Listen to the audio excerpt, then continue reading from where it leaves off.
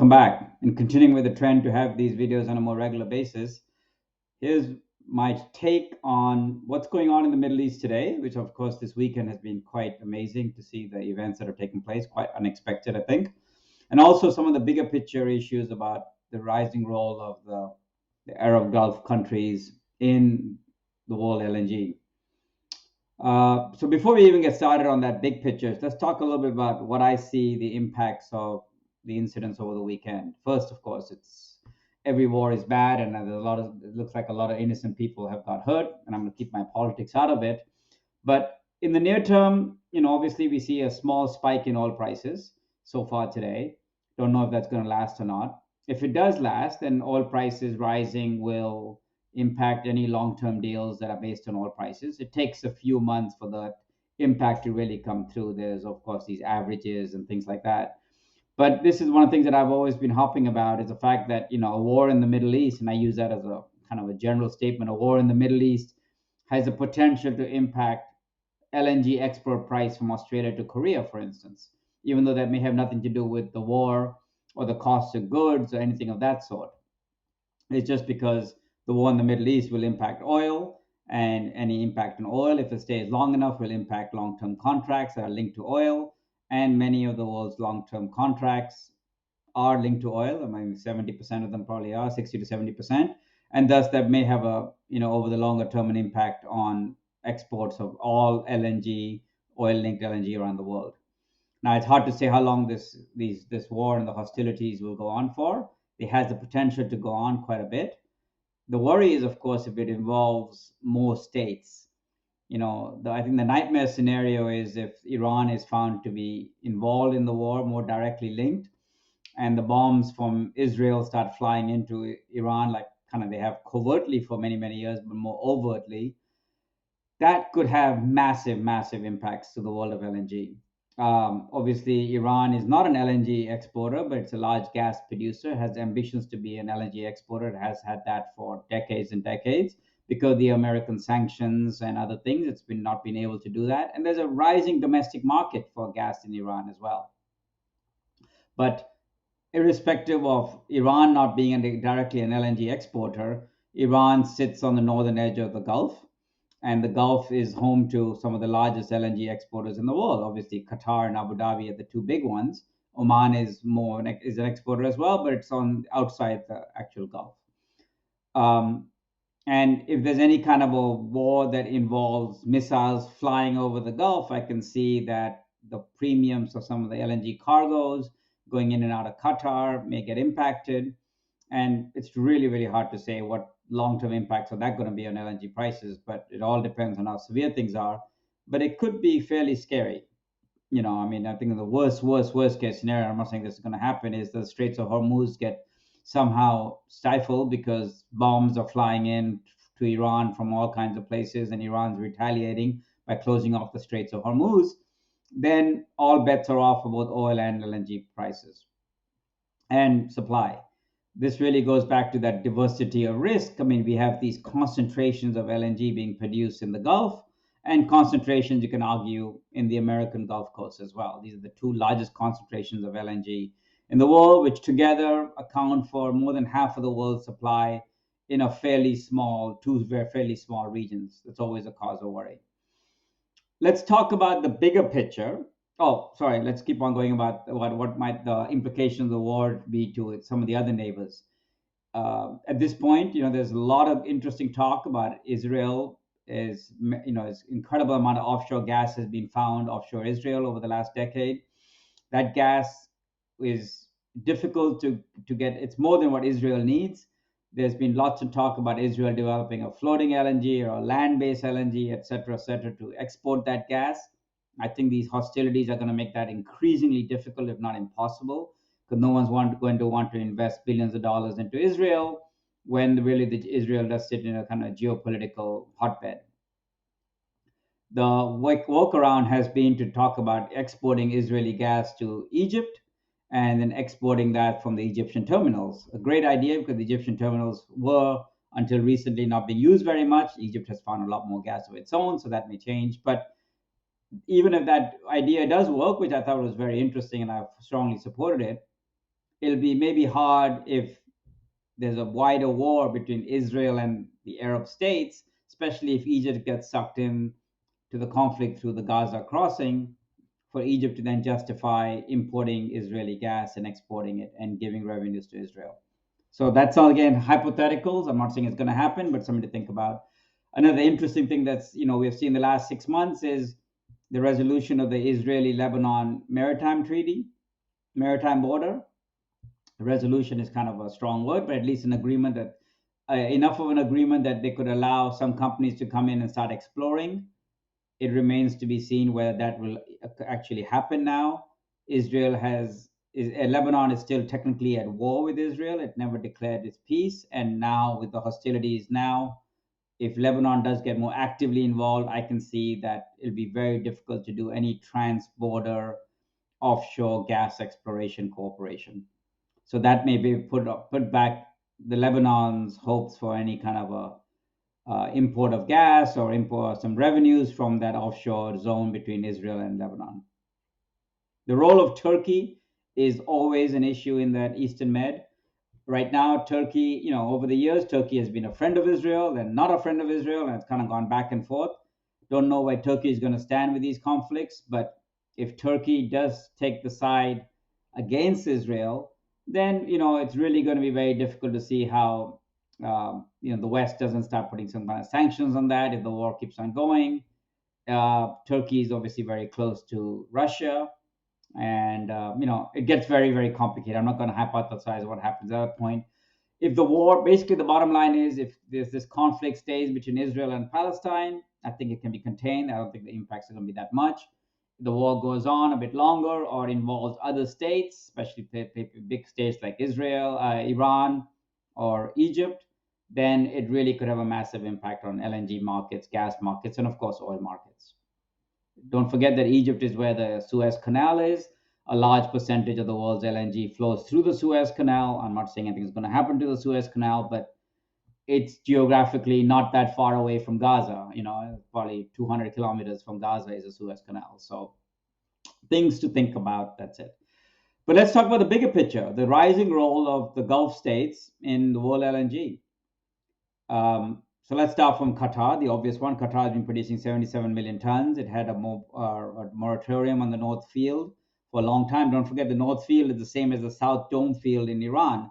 So Qatar is, literally, one can argue, been sucking the same gas reservoir as Iran and happily exporting it, making itself the richest country in the world, while Iran has not got all those benefits of that gas. And by the time they maybe get around to developing their side of the gas field, there may not be much left because the Qataris have taken a lot of it out already. But there's a North Field expansion going on. They had an inauguration of it a few weeks ago at ADIPEC, but it's the work in Qatar has been going on for a long time. I have some friends who are out there working. It's going all very, very fast. I think they're talking about increasing 77 million tons to 126 or 130 million tons. Massive amounts of gas. Now, I thought it's interesting that for this expansion, instead of the Qatar Petroleum, Qatar Energy, doing a lot of it selling itself under its own bilateral deal, it's asking its international partners to do a lot of that. So they're basically saying, look, international partner, Conoco, Shell, Exxon, Total, I think all these guys involved. If you want to be involved in this expansion, which who wouldn't want to be involved in expansion in Qatar, you actually have to offtake some of that gas and then resell it on your own risk. So from Qatar's point of view, there's long-term buyers at set prices. Those buyers may be the guys, the portfolio players. We talk about the Totals, the Shells, the Exxons, etc. And then they will look to resell that gas to end users. So we could actually see more gas to the end users, maybe at better terms than they could get themselves directly from Qatar. But it's hard to say how that'll be. But the bottom line is there'll be a lot more gas being traded by middlemen. Instead of Qataris selling the gas directly to Tokyo Electric, Qatar might sell it to Exxon, and Exxon may have a deal with Tokyo Electric or anybody else it can do. So maybe that add more flexibility, because the Qataris have been known not to be very flexible in their contracts, and the Exxon can afford to take more of that risk of Tokyo Electric than maybe Qatar wants to take that risk. But it does mean that any player that wants to play in Qatar has to be willing to offtake and then resell the gas, which is kind of a big risk. But from the Qataris' point of view, it works out really well because they don't have to go out and market it. Right before COVID, I guess, or during COVID, Qatar was out there marketing some of this gas, setting ridiculously low slopes. We heard about 10.5% slope to Brent. I know that's changed. I think it's now well over 12, 13% slope. So those discount days are over to get, I think Qatar has, because I think what's probably happened is they offered that discount, but then they got all these international players to come in who are willing to do a lot of that work themselves. So Qatar's like, hey, if Exxon's willing to pay to take that long-term risk, why the hell do I need to offer any discount? Let Exxon worry about reselling that gas. So that's kind of what's happening in Qatar. I think it's interesting. Qatar has a potential to, to produce 130 million tons out of the world. At that point, maybe 450 million tons. So a quarter of the world might be coming from Qatar, quite a bit. Oh, a third of the, at least, I'm sorry, a third of the world, third to a quarter of the world export. We go down the coast a bit more. We have Abu Dhabi. Abu Dhabi, it's been a really interesting to watch the UAE. The UAE is one of the few countries in the world that both exports and imports LNG. It's because their domestic grid is not great. The connection between Dubai and Abu Dhabi is not bad, but then as you go out to the further Emirates, it gets pretty limited. And obviously the UAE has very much seasonal demand. They need a lot of gas in the summer and not as much gas in the winter because of all the air conditioning and all the power usage and the water usage. Um, and so the Dubai has been importing. At one point, even Abu Dhabi had an FSRU in Ruwais in 2016, I believe it was. And now we're talking about the same location, Ruwais, which is actually in the western part of Abu Dhabi, close to the Qatari border, is now being the home to a 10 million ton brand new onshore LNG export project. And all this has really happened because of sour gas. So for those who are not aware, Abu Dhabi is obviously a massive oil and gas province, has lots of oil and gas, but a lot of that gas was actually very sour. By that we mean had a very high H2S content, high to the point that it was very, very dangerous to humans. It was, 5, 10 times higher than you could safely have in any environment. It was so toxic, that gas, that it'll kill everybody around them. And it's H2S, it's heavier than air, it can spread. And so they were running some of these gas fields remotely because they couldn't actually have workers anywhere close because of the danger.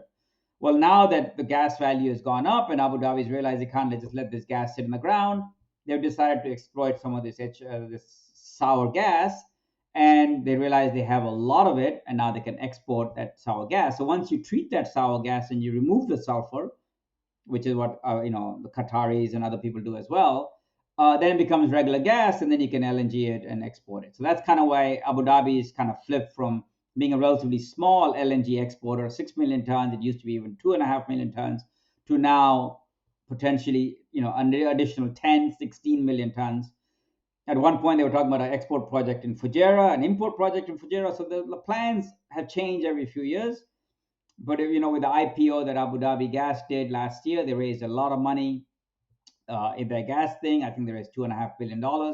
That gives them a lot of ammunition to go out and build a lot of LNG.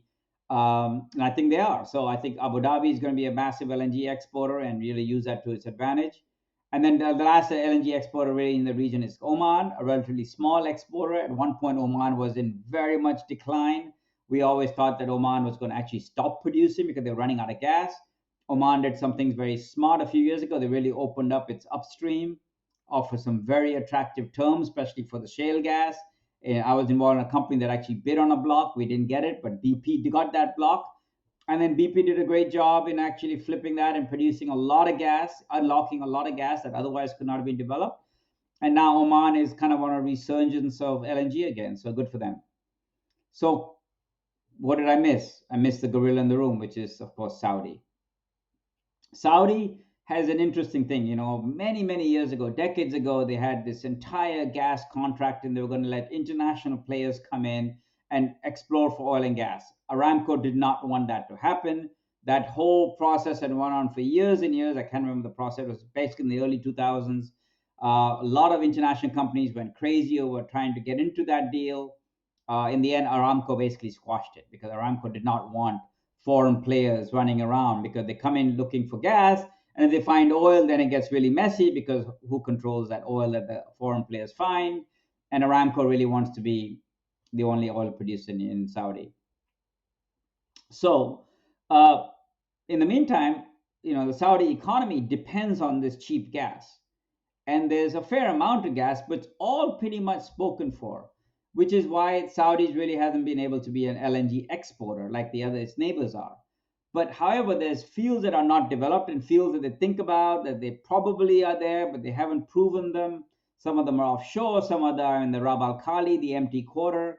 And there's always talk about, hey, if we can prove some of that new gas, then we can export that. I think that's a ways to happen. It might happen, but it's hard to know when that'll happen.